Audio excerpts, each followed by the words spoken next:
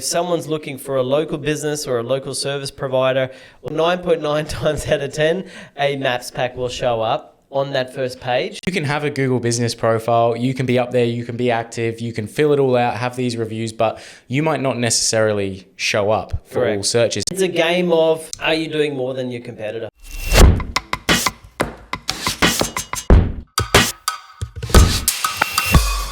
Hello everyone and welcome to Chats with Selenites. I'm Luke and I'm joined by David. Hello. David Crowder. How are you going, David? Good, mate. That's good. And today we will be talking about how to rank your business in the Google Maps pack, specifically your GBP and everything that comes with that. GBP standing for? Google Business Profile. Well done. 10 out of 10, Luke. Good job. There you go. This guy knows his stuff. I try. But yeah, that's right. So we'll be talking about everything to do with that. So Great. You may be wondering, as a business owner, maybe you're familiar with it, maybe you're not. First question you might have, if you're not familiar with it, is what exactly is the Maps pack? What is a GBP? And why does ranking in those top spots even matter at all for a local business? Yeah, good question. I think a good starting point. In short, Maps packs are a feature on the first page of Google that gets triggered predominantly by local searches. So if someone's looking for a local business or a local service provider or someone in their country that's a brick and mortar business, so Google starts to understand that, hey, they're looking for a brick and mortar business. And then on top of that, hey, they're looking in this area. 9.5 or 9.9 times out of 10, a maps pack will show up on that first page. And the people that rank in the top 3 of those get a big part of the real estate of the first page because it's very high up to the top. Sometimes, a lot of the times, even outranking the organics. Yeah. It's a very, very powerful place to be. Yeah. And yeah, you can get so much business through there, and it's very easy for people to just call and book straight from there. Google's really made that a fantastic tool. It's powerful because it did the search for you. So that's what Google does. It kind of gives you, hey, here's 3 different options of people that do this thing that you're looking for in your local area. But then on top of that, it rates the businesses for you. So it shows you what others have said about this business. And Google has a pretty good reputation that the reviews are actually legitimate. Like, I know that there's fake reviews and this and that can pass Google, but Google's pretty tight on what they allow and what they don't allow and how strict they are on their submission of reviews. So for the most, they are pretty legitimate reviews. So it helps people make a really educated buying decision very, very quickly. Yeah, that's right. And that's obviously all well and good, but there's only limited spots there in that maps pack, right? That's the other side of the coin. This is the kicker. So you can have a Google business profile, you can be up there, you can be active, you can fill it all out, have these reviews, but you might not necessarily show up for all searches. And you might not show up for 2 identical searches for 2 different people in even relatively similar locations or, different locations in your city. So what Google says is relevance, distance, and prominence. Yeah. They are the main influencing factors of the ranking factors. Yeah, that's right, for your maps pack. So which one of those can we really influence as SEOs or digital marketers, or just as a business owner? Yeah. I'll give you the legit ones, and then I'll tell you, when you're in a competitive industry, there is a lot of what we in the industry call black hat and ways to influence that as well, which does happen. So, but here's the right way to do it if you're building a legitimate brand. Number one thing is fill out all of the information within your Google business profile as detailed as possible. Don't try and spam it. Think about it as, if someone's looking for this service, how would I sell this service? And then say, we do this service, and then tell them about that service within the description of that service that you can do within your Google business profile. Yep. So have your proper address, your phone number, the locations that you service. Fill out every single detail on your Google business profile. Yep. That is a really good start. Should only take, for someone that understands who they are and what they do, probably, 1 to 3 hours. But that could be with some of the most profitable 3 hours that you spend in terms of your marketing stack. Yeah, that's right. And, I always think of it like Google wants to provide the best option for its customers. It's in the business of connecting other businesses with customers. That's how they make money, right? So Google gives you these tools, and they give you all of these boxes to fill out, to put all your information in there. So yeah, all you've got to do is fill it out, and really the more information you can provide, the better. Correct. Now that's if you've got the maps listing claimed. So you've got it claimed, you've got a relocation. It should be pretty easy. You might have to go through some processes to claim it and validate to Google that you actually operate in this area. And we've done that. So you send in utility bills. That's one way. Another way is that Google will make you do a video of your street, the front of your office, and things like that, showing that you've actually got signage, that you're actually there. Now, the other big factor, and we'll talk about this, is that proximity is really important. Now, if your business is located in this area, you can't get any closer to the proximity than where you are unless you shift offices. And that has other repercussions associated with it, which we'll go through in terms of having the same address across the internet. But what a lot of people do that are operating in super competitive niches, they'll just get either fake addresses or virtual addresses as close as possible to the city center, the centroid that Google looks for in this, and that literally gets you ranking overnight if you get this right in that area. Now, obviously, Google's gotten smarter in that they serve different GPPs up to people in different locations. So yes, you're really close to that area now, but then you're further away from the other area. So if you're looking at servicing all of Sydney, and you get an address in the eastern suburbs, but your actual address is in the CBD, you're closer to the eastern suburbs, but now you're not going to rank as well over in the western suburbs or even in the CBD. So there is that trade-off as well, unless you get multiple locations. But that's one more probably blackout way of influencing the ranking factors. That's the proximity. And it can be done, but I guess you also have to sort of keep in mind that that's the nature of GBP, right? Like, it's meant to be that best option for people, the closest best option. So, like you say, there's ways around it, but at the end of the day, it's meant to be that sort of tool, right? But we can always get around these things. So with that proximity as well, how does that come into effect then if you are like a service area business? You don't have an office, you're a trade, and you're going out to people's houses and that sort of thing, and you're doing work rather than having a fixed location. Look, it depends. That's where all the other ranking factors will come in as well. And things like connecting your website, having your your other citations on other websites that tell people about your NAP, your name, address, and phone number. Having that on all these other websites, so Google can really start to understand who you are and the areas that you operate in. One kind of really awesome thing to do in that is letting Google know that you service these areas by having location pages on your website.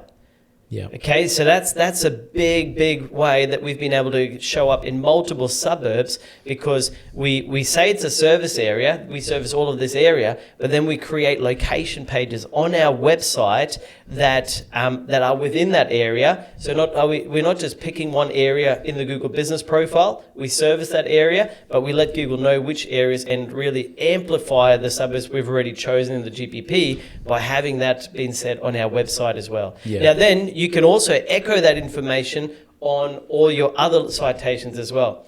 So the more Google hears that you're doing this, the more they believe you, in a sense. The more it becomes evident, okay, these guys are the best option in that suburb, in that suburb, in that suburb. But a quick and easy hack to do this really well is to have suburb pages on your actual website as well. And you can actually, create like an embedded map as well, or, there's other ways to do it, and then, linking back to your GBP as well, which further reinforces that. So exactly right.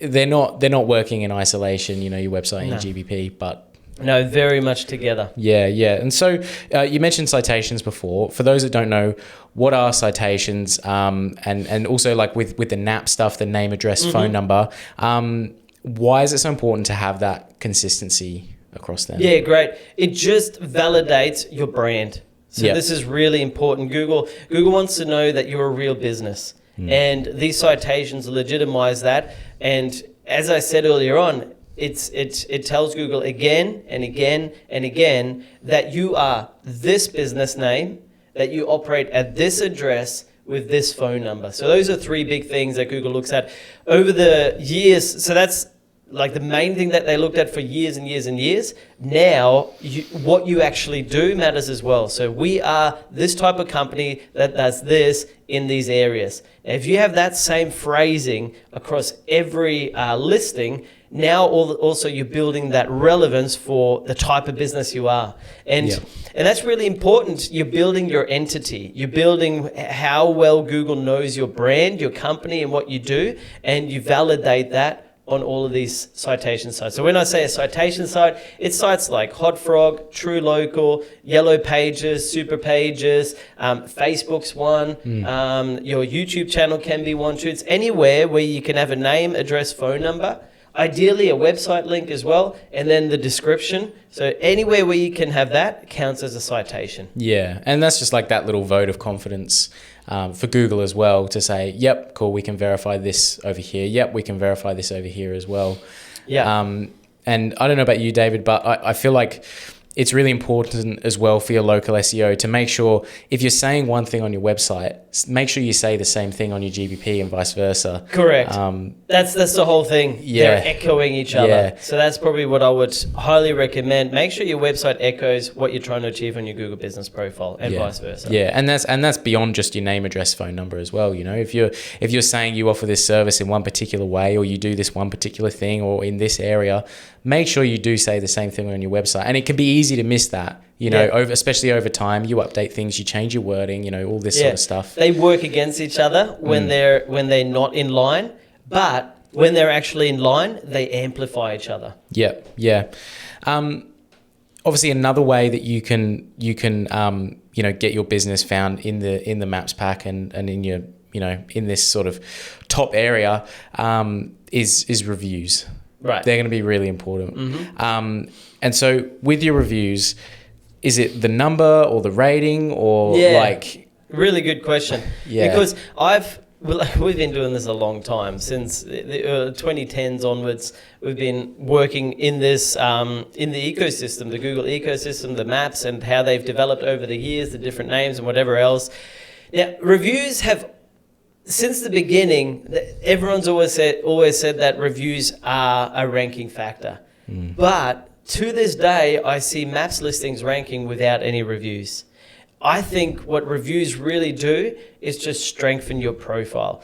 And where reviews now are more important than ever before are in the space of AI. Because yes, AI does pull in when there's best company in, when you type that into your AI engine, they do use the reviews from not just Google Business Profile, but other sites that offer reviews. They pull that information in and aggregate it, and it's definitely a ranking factor in AI. Okay, so that's really important to remember, that this is much more of a ranking factor in our AI space that we operate in than it has been in traditional SEO.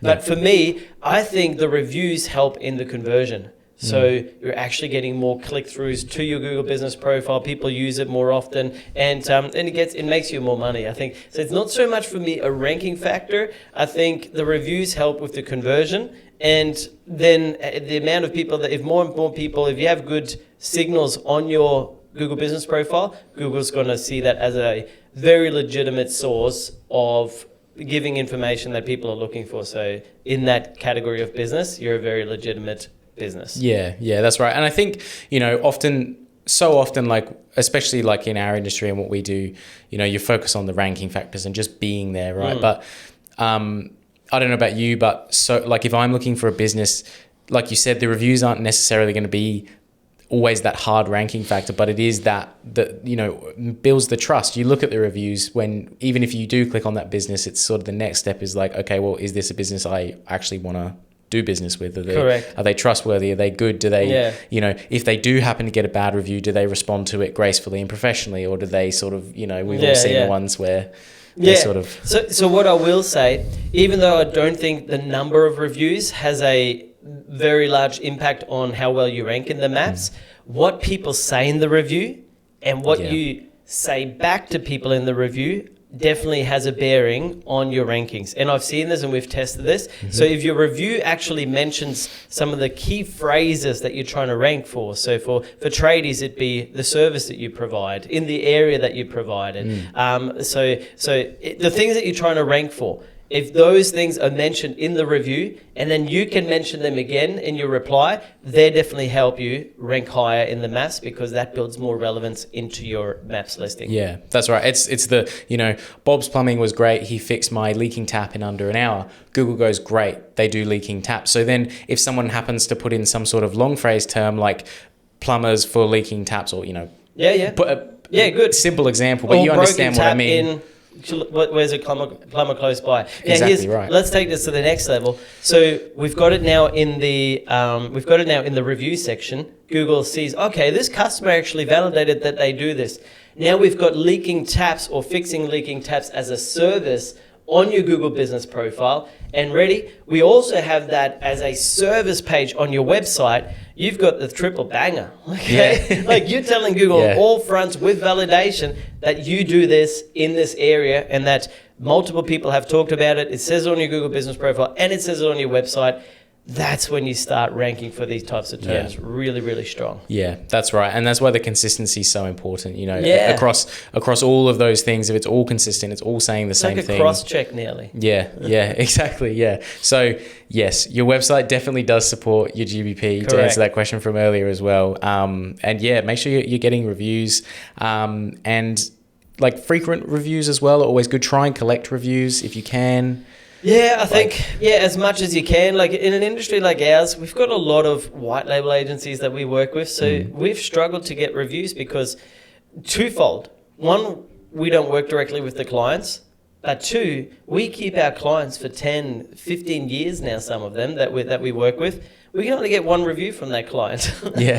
And because we don't lose them. Yeah. So we've always struggled with that. But in general, get as many as you can. And ideally, if you can see the three have 100, have about 130. So always try and stay ahead of the competition is a good rule of thumb. Yeah. I get it. And in some industries, it's really hard. We're literally in one of those industries, not because of the industry, but because of the way that we've geared our business. And it just is what it is. Yeah. You just got to do the best that you can. can. Yeah. And that goes for like everything with your Google business profile. Some of the stuff you either you might struggle to answer. You might, there's all these different things, but just fill out what you can, do what you can with it. Yeah. Even if, like you are a service area business, sometimes it can be a little bit trickier for a service area business because you can't immediately say, yes, this is my address in the eastern suburbs, and Google from that, like for a business with a shopfront can go, great, they're in the eastern suburbs. And we've seen that, haven't we? When people put in their address, all of a sudden they come up in this area because Google can see it straight away. It's like literally within a few minutes. Yeah, it's not like you're putting it on your website waiting for Google to crawl it, all that. It's like you're telling Google directly. So you just have to sort of take everything with a grain of salt there. But before I move on, I just wanted to little quick fire. Is there anything else you can think of off the top of your head that might be beneficial or might influence your GBP that we haven't already talked about? Yeah. What did we talk about? We talked about the listing. Yep. So that's really important. We talked about citations. We talked about the website echoing things. We talked about reviews. Yep. We talked about, you mentioned embedding your maps. So one of the things that we do is we embed your maps listing. So you can get like the share thing where it's an embed code. We embed that on other local relevant sites. So we call that a mini site network or a geo-network, and we actually embed that on other websites that talk about those suburbs. So now we're building that geo-relevance for your business and those different suburbs. So it's more of an advanced one. Yep. This is, again, super advanced, and we do this all the time. We call it a Google property stack. So we stack a whole heap of Google properties, but we reroute it all back to the Google business profile. So Google business profile is a Google property.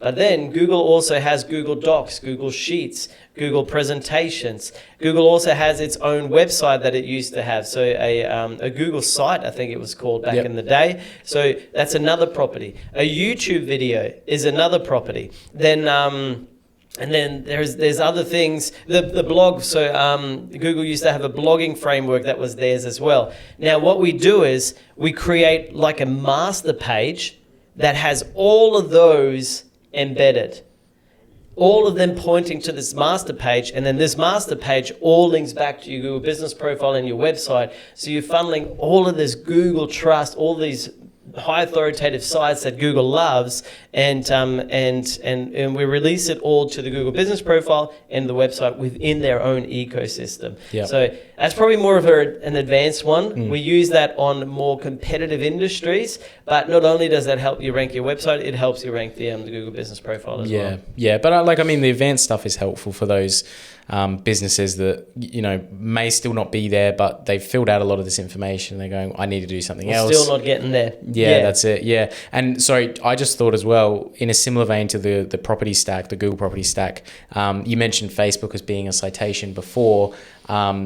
This is obviously part of just all the information you can add to your Google business profile, but making sure you have your socials in there. Connected. If you do have socials, and if you don't have socials, just make an account. You don't even really need to post all that much on there, and just link those in there. It's just that additional touch point for Google to be able to verify you. So and the last one we haven't mentioned is make your Google business profile active. So posting regularly. Now this, again, if you're not in a competitive industry, you may not need this. But if you're banging your head against the wall and you're like, why am I not getting there? You got to cross every T, dot every I, and posting regularly with relevant content to what you're trying to rank for. So for example, for local service businesses, this is so easy.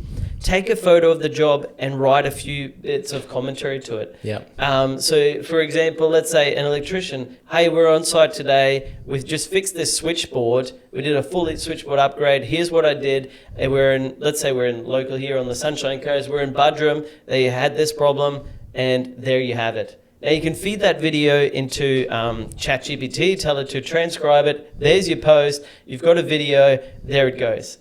Do one of those a day, and you're going to be very, very active, very strong theme relevance for your services. And obviously don't do the same service every day. Rotate through your services, rotate through your areas, and just make that stronger and stronger and stronger. Yeah, and the good thing about that is, again, talking about, your triple whammy or whatever it was we said, you can then take that post, link it out to that service page on your website to switchboards, for example.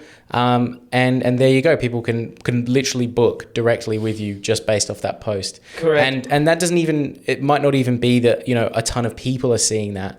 But again, it's all feeding it into Google. Google is seeing it, and Google is building that strong theme relevance. Exactly. The other way would be the reverse. So if you already have a blogging strategy on your website and you're creating new content, take a snippet of that content, put it as a Google business profile post, but link it back to the blog post. So you're interlinking all the time. And then if you've got your siloing down on your website, now you've got a backlink to your blog, and the blog actually supports the rest of the stuff that you're trying to rank for. And I know we're getting a little bit sidetracked, but that's okay. There's levels to it. But it works really well. Yeah, it goes a lot deeper than you think. So that's really good. And obviously your services and your products and everything in there, fill it all out. Cool. So with that said, I wanted to talk about the things that people might not be doing. That is causing them problems. So, common reasons that the businesses aren't showing up in the maps pack, other than just not filling everything out. I think the number one reason you're not showing up in the maps would be that it's too competitive, and your competitors are doing all these other things. Because we've seen it time and time again. Or you're just too far away from that area, and you're just not relevant enough. I think that's the crux of it. If you're trying to rank your Google Maps listing in Brisbane, but your business is located in Perth, it ain't gonna happen. Yeah. Okay. It's Google. It's a local thing. Unless they're looking on a national level and you become an authority on the Australian level, like national, then that's going to be a deal breaker. You just can't compete there. So you need to get another address, get in that centroid of the city, and you will show up there. Yeah. Okay. So that's probably proximity is like the deal breaker. Yeah. But the other thing is that if you're really close to the area, but you're still not showing up, then you're obviously not doing what the others are doing, all the things that we just talked about. Yeah. Now, so for me, and in our testing, I know that proximity is probably the highest ranking factor in GBP. Yeah. Another really, really high ranking factor is the name. So and because Google, and obviously competitors as well, they monitor this and they'll report you if you've got a keyword stuffed into the name of the GPP. Yep. And the reason they do that is because it's such a high ranking factor. Yeah. Like I know a term that we've done this for a client where we've been able to place the keyword in there strategically, and it represents the brand. So we've been able to do this for over or close to 10 years now. But the day we did it, he jumped into the first spot on maps. Yeah. And he just could not get in there, and it was all in the name. Yeah. So obviously, fill everything out. But sometimes if it's super competitive and you're up against other people that are doing this stuff, you need to optimize even the name of your Google Business Profile, which goes against the terms of service. Yeah. You're supposed to put your brand in there, but people got to eat. Yeah. If you're not ranking, you're not getting leads, you're not going to eat. Yeah. So it's a fine line to dance, and how to do that properly. You want to deal with an expert to do that and test it. Yeah. And I think, like you said, technically some of these things could be against Google's terms of service, but it's about kind of flexing those rules rather than outright breaking them. Like if you think you can get away with it and you are completely honest with yourself and you think, this makes sense, then give it a go. Worst case, you're not going to be completely... Google will just change it back. Yeah. Or someone will report you and it'll just change it back. Yeah. Yeah, it's more so other people in this industry doing this already. So you've got two options. One, you can report everyone else and hope that you jump back in. That's one way of doing it. Or you can just play the game. Yeah. That's really what it comes down to. Yeah, nice. So with all that being said, say you're starting relatively fresh at this, or you've had one for a while, but you haven't really given it much attention. You're not getting traction. How long realistically is it going to take you to break into that maps pack and sort of start to get featured or visible there? And then say it's something like we're looking at. How do we keep track of that and sort of if it's working or not? See if it's working. Question. Literally, so I've seen maps go into the maps pack and ranking within hours. Yeah. And the reason we were able to do that was a low competitive suburb, and we were able to get an address in that suburb, and we did all the optimization as it went live. Okay, so that's literally within hours. Now, you're not going to be able to do that for a big city and a competitive term. All right, so expectation's really important here. But within literally a couple of hours, we were able to do that. Now, with other listings that have already got history, this is important. Google already has an understanding of who you are, what you do, and what you operate in. So you haven't got that fresh advantage of feeding that information. So basically what needs to happen is you need to do all these things. Google needs to re-look at your business overall and what the knowledge base it already has about your brand, and you start changing its mind. So for example, with us, we started out as an SEO company. We used to rank really well for SEO in our local area with our maps listing. But over the years, we've been around for, 2012, 2013. I started in 2007, but we've been around for 15 years or so. We've evolved. We've evolved into a full stack digital marketing agency. As most businesses do. Yeah, exactly. So that didn't come overnight. We had to reteach Google, we actually are we're full stack digital marketing agency. We do web design. We do web development. And we had to do everything that I talked about on this call. So we had to build out those pages, that information within the Google Business Profile. We had to build out those pages. We had to build that across all the other profiles around the internet. So it took around about probably 3 to 6 months for Google to start recognizing that, retraining their knowledge base of what they know about us. But now we're there across all of those services locally. So yeah, that takes a little bit longer for existing brands, 3 to 6 months, because you haven't got the fresh, you feeding Google in all the information rather than Google already having a whole database of information about you. Yeah, that's it. And in terms of like, tracking whether or not these things are working. Good question. Yeah. There's things we can do. There's software you can use. I'll let you speak to it a little bit. But So you can just, if you're short on budget, just use their native tools. Like you can track how many people click on the phone number. You can track how many people go to your website from your Google Business Profile. You can track how many people have seen your profile, but also how many people have clicked on your profile. So these are all really good stats to kind of look at. We like to take it for a little bit further with our clients and get a little bit more specific. So we put on phone tracking. So that's one thing, because with what the data Google will give you is if someone clicks the number. Now that doesn't mean they're actually going to make the call. Okay, so what that means is we actually just track if the call actually happens, and that gives you an accurate representation of how many phone calls this Google Business Profile actually generated.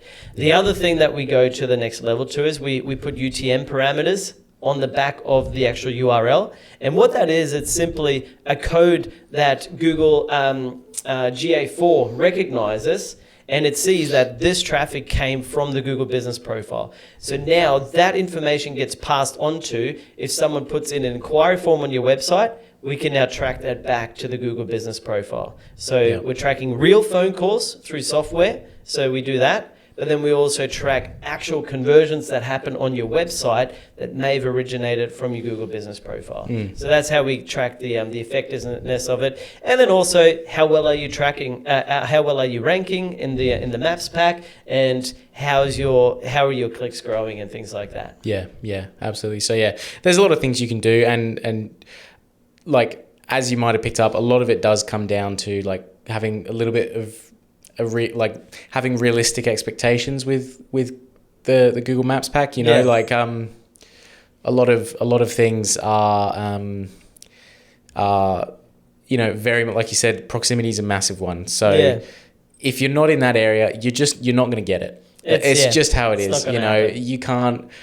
Some things like the names of your business, like you just can't stretch. You can't just shove keywords in there. You can't, I mean, sometimes you can get away with it, but there's certain, like you don't want to just shove your phone number in like your business, like things like that. You have to be careful, and you have to also have realistic expectations. But if you do all the right things, and you do fill out as much information as you can, and you do all the things that we mentioned, and you try your best to have consistency and build out those citations, 9 times out of 10, you will succeed with it, and you will do well. And then that last little extra bit is then, is that 10 out of 10 time is when you are employing all of those advanced techniques. Your tracking's on point. You're taking it that extra mile to make sure it's absolutely spot on.